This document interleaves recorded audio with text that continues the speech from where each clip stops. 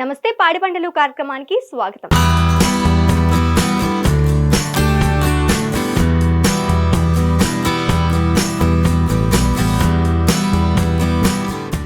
ఎండలతో ఎర్రగా మారిన ఎడారి నేల ఇప్పుడు పూల సోయగాలతో వికసిస్తోంది. ప్రపంచంలోనే అత్యంత పొడి వాతావరణం కలిగిన ప్రదేశం ఇప్పుడు పువ్వులతో కలకల్లాడుతోంది. ఏడాదికి సగటున 2 మిల్లీమీటర్ల కంటే తక్కువ వర్షపాతం నమోదయ్యే అటకామా ఎడారి రంగురంగుల పుష్పాలతో ఎంతో అందంగా కనిపిస్తోంది. ఈ సుందర దృశ్యం మరికొన్ని రోజులు మాత్రమే. ఈ అద్భుత దృశ్యాన్ని చూసేందుకు పర్యాటకులు సైతం పెద్ద సంఖ్యలో తరలి వస్తున్నారు.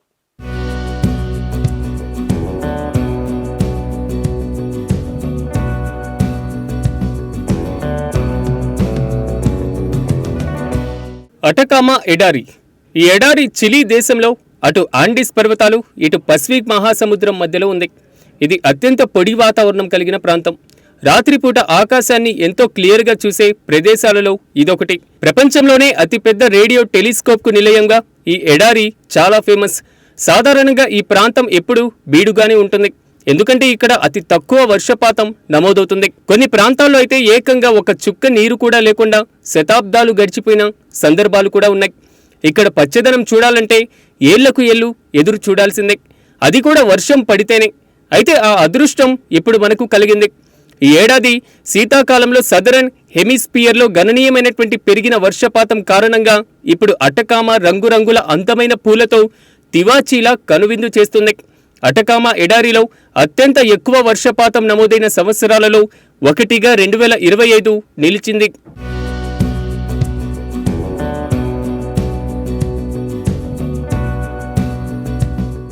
సాధారణంగా అటకామా ఎడారిలో ప్రతి సంవత్సరం 2 మిల్లీమీటర్ల కంటే తక్కువ వర్షపాతం నమోదవుతుంది.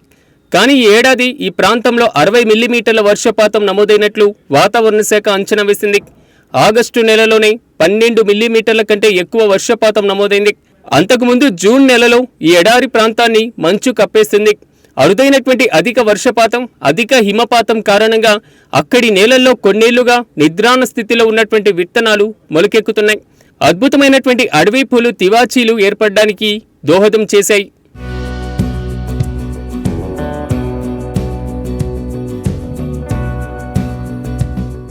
అటకామా ఎడారిలో 200 కంటే ఎక్కువ జాతుల పుష్పాలు, విత్తనాలు ఉంటాయట.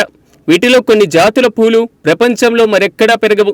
అమెజాన్ బేసిన్ నుంచి వచ్చేటువంటి తేమ ప్రభావంతో ఎడారిలో వర్షాలు కురుస్తాయని నిపుణులు చెబుతున్నారు. ఇక ఈ పూల విత్తనాలు మొలకెత్తడానికి కనీసం 15 మిల్లీమీటర్ల వర్షపాతం అవసరం ఉంటుంది. పూలు వికసించడానికి నీటితో పాటు సూర్యకిరణాలు, తేమ శాతం కూడా కీలకంగా వ్యవహరిస్తాయి. ఈ ఏడాది అధిక వర్షపాతం కారణంగా ఈ అద్భుతమైనటువంటి పూలు వికాస దర్శనమిస్తున్నాయి. సాధారణంగా ఆగస్టు నెలాఖరు నుంచి నవంబర్ 2వ వారం వరకు ఈ పూల అందాలను మనం చూడొచ్చు. ఈ దృశ్యం మరికొన్ని వారాల పాటు ఉంటుందని చిలీ నేషనల్ ఫారెస్ట్ కార్పొరేషన్ చెబుతుంది.